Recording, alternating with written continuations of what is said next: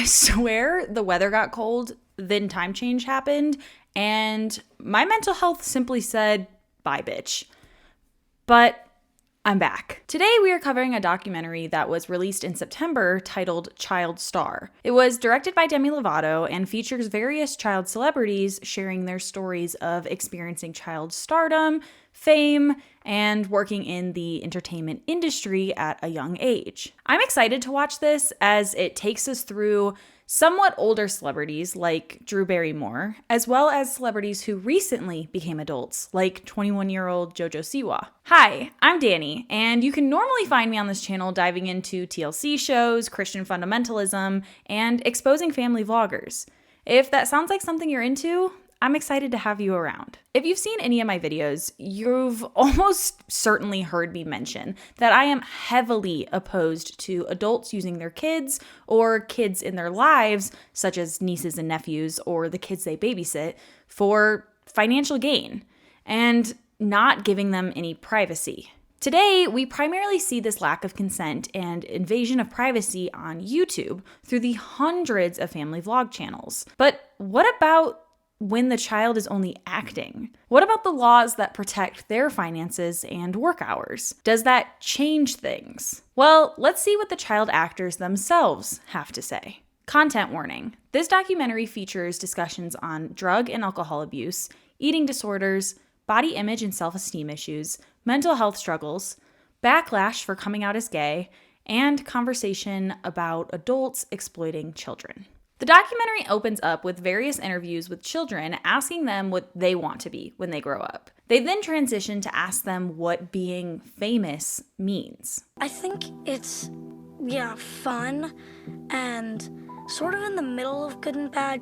You get a lot of money. But then we transition to Demi.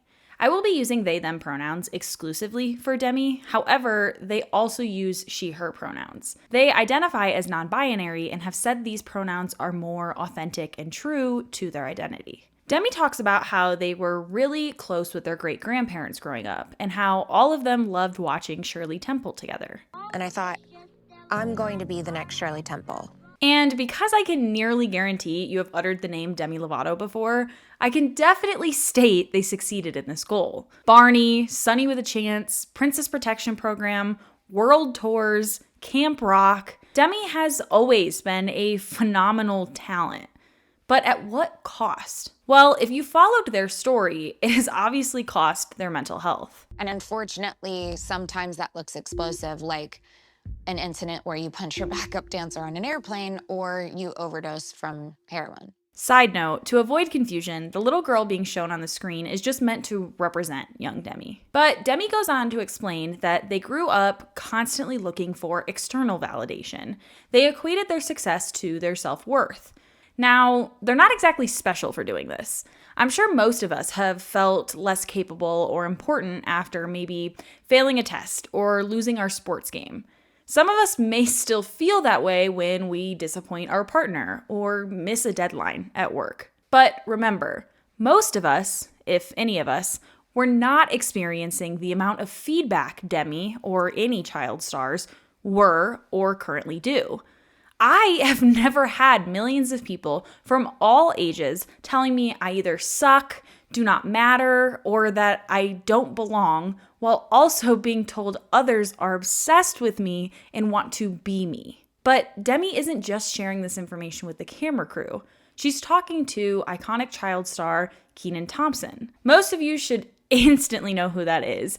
But if you somehow don't, he was originally a Nickelodeon star and was in All That, Kenan and Kel, and Good Burger. He has also been a cast member of Saturday Night Live since 2003. He was 16 when All That premiered. Yeah, I mean, I've had those same kind of experiences where there's a chip in the armor, you know what I mean? And it's like, shit, everything's not perfect, or I'm not perfect enough. Then we hear from Drew Barrymore. Her child actor career began at 11 months old, where she was in a Puppy Chow commercial. And I've never stopped working since then, except for when I was institutionalized by my mother. When she says she hasn't stopped since, she means it. Drew starred in E.T. when she was just 7 years old and has gone on to be in iconic films like 50 First Dates, Charlie's Angels, Scream, and Donnie Darko. She's been hosting her talk show, The Drew Barrymore Show, since 2020. But back to the statement about being institutionalized. For background, Drew's dad, John Drew Barrymore, and his father were famous actors. However, Drew was raised by her now single mother, Jade. Drew, to this day, isn't quite sure why her mom pushed her to be an actress.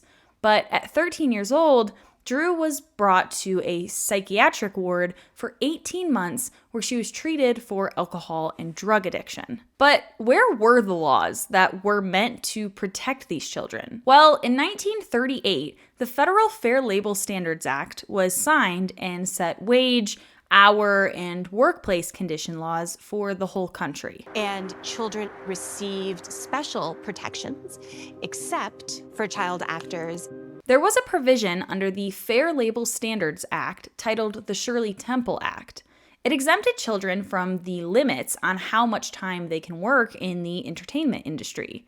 This included film, television, and live performances. But then this documentary brings up a great point. Although I'm sure we can find hundreds of stories of parents of child actors pushing their child to make the family rich, sometimes the child becomes the sole provider because the parent is not able to work. You have to give up your career. You have to take them to auditions all of the time. You have to be on set. How are you gonna work? And that's Demi's story. Demi wanted to be the best child actor there was, and their mom supported them through it. And that's Christina Ricci's story too. She is most known for playing Wednesday Addams in The Addams Family. Christina shares that she was a bored child and found herself getting into a lot of trouble in early elementary school.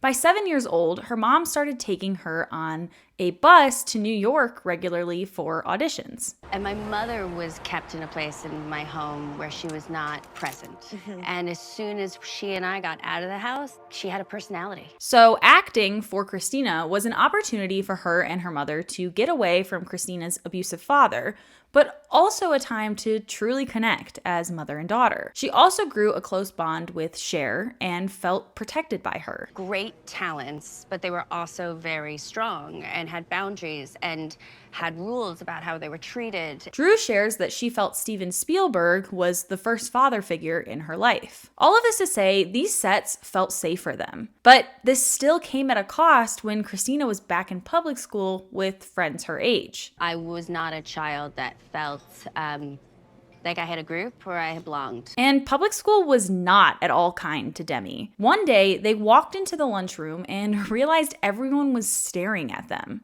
They had signed a suicide petition saying that I should kill myself. Around the same time, Demi got what would be considered her big break. And they said, "Congratulations, Demi, you are Camp Rock's Mitchie." And as someone born in 2000, this was my generation. I was hooked on all the shows that were all about being a girl who wants to be famous. The Cheetah Girls, Hannah Montana, Sunny with a Chance. I mean, that was the plot of many of the shows and movies I watched every day. I wanted to be these people, but because I couldn't, I bought their merch instead. And that takes us to a well-known star today, JoJo Siwa. Entertainer, performer, JoJo Siwa can do it all. She's fun, she's positive, and she's so sparkly. Even Demi is overwhelmed by it all. You have so much merchandise. It's crazy. Oh my God. Then we see Demi and Allison Stoner rewatching and laughing about their memories on Camp Rock together. Why do I know this dance still? This is embarrassing. If you don't instantly recognize Allison, they were in Cheaper by the Dozen and iconically danced in Missy Elliott's Work It music video. And I'm like, wow, she's really good. That's the moment. Allison and Demi both have a history of eating disorders, and Demi shares that Allison found her in the bathroom during Camp Rock one day and was incredibly kind and understanding of the situation. But with all the photo shoots and premieres, their struggles didn't get any better. Being in very, very, very obsessive behaviors before the press started, and knowing we were both going through a lot. And through that, they got constant feedback that they looked great, which can unfortunately feed the mental disease in the worst way. And with all of that struggle, these children are also learning that they aren't exactly allowed to set boundaries because they're, well, children. The more open and available I was, that makes you better at your job. And Demi says this well. It's confusing when you start profiting off of your brand, which you confuse with yourself. And for our final child actor, we have Raven Simone. Starting on The Cosby Show, Raven has been in everything since. That's So Raven, she was a Cheetah Girl, The Princess Diaries, Xenon, Tinkerbell. I mean, she's been in a lot of shows and movies. Cosby Show was the #1 television show in America, especially with an African-American cast. Well, I never want to discount how iconic Raven is. Her fame came at a cost. Sometimes, though, the parents' dreams might bleed into the child's.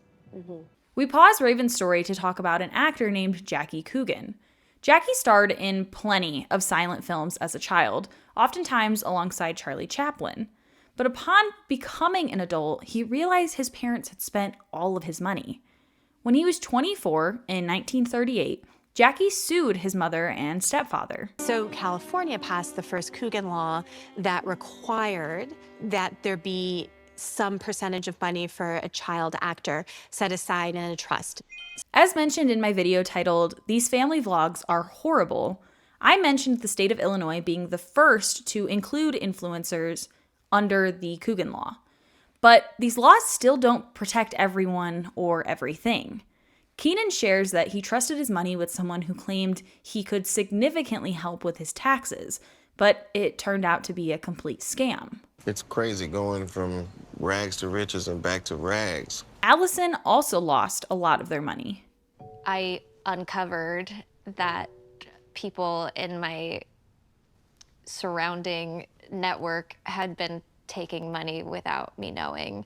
Ironically, they move on to talk about how overworked child actors can be as Demi's song La La Land plays in the background. This song is still on my yearly playlist to this day. But if you're not familiar with it, it's about staying true to yourself in LA, or as it's referenced in the song, the La La Land machine. Demi sings, "Well, I'm not going to change in a La La Land machine. Well, I will stay the same in a La La Land machine." And picks back up with, "I won't change anything of my life. I'm staying myself tonight." And as we know through their story, these lyrics were exactly what Demi was struggling with. Nobody really knew how to stop the machine. The train just kept moving. There were never any pauses. Another thing that Allison brings up is not being able to remember a lot of what they did. And I think that really speaks to the mental struggle these child stars seem to go through and the lack of rest or mental health care they have access to. Do you remember working on the show? No. Okay, wow. It's disappearing every single day. There's also a beautiful moment where both Raven and Allison talk about Demi not being a pleasant person to work with.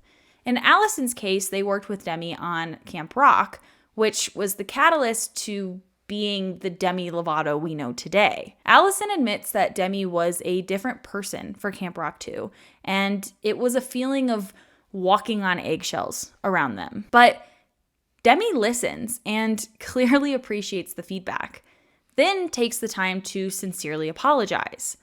It's sad to think that Demi was hurting so much that they started hurting others and put themselves on a pedestal that made it hard to reach out to their peers. But what happens when these stars are moving on from Disney? Well, Miley Cyrus is a pretty well-known story of rebranding and going down a route many didn't like or understand.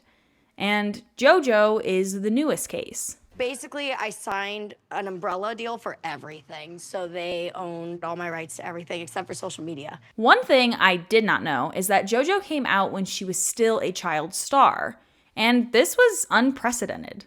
The president of the network called me and was like, what are we going to tell the kids? So JoJo then had to call Target, Walmart, JCPenney, Toys R Us, Claire's, Justice, Amazon, and some other retailers to confirm with them that she wasn't quote unquote going crazy. The way they communicated with me changed, the way they worked with me changed, the way they developed my work changed, everything changed. For context, JoJo came out in January of 2021. JoJo was 4 months away from turning 18. While not shocking, this is such a disheartening story to hear. I don't like JoJo's branding or the way her mom has turned her into a brand in the first place. But no human deserves to feel so isolated and different just because they're gay. That is disgusting, and I am proud JoJo was able to get through that and show any and all members of the LGBTQ+ community that there is no shame. But with time and therapy, some stars do find healthy and safe ways to cope with everything. I now am kind of reprogramming my brain. Trying to change things that I learned as a child star. 100%. But now we get into the topic I am so passionate about: children on social media.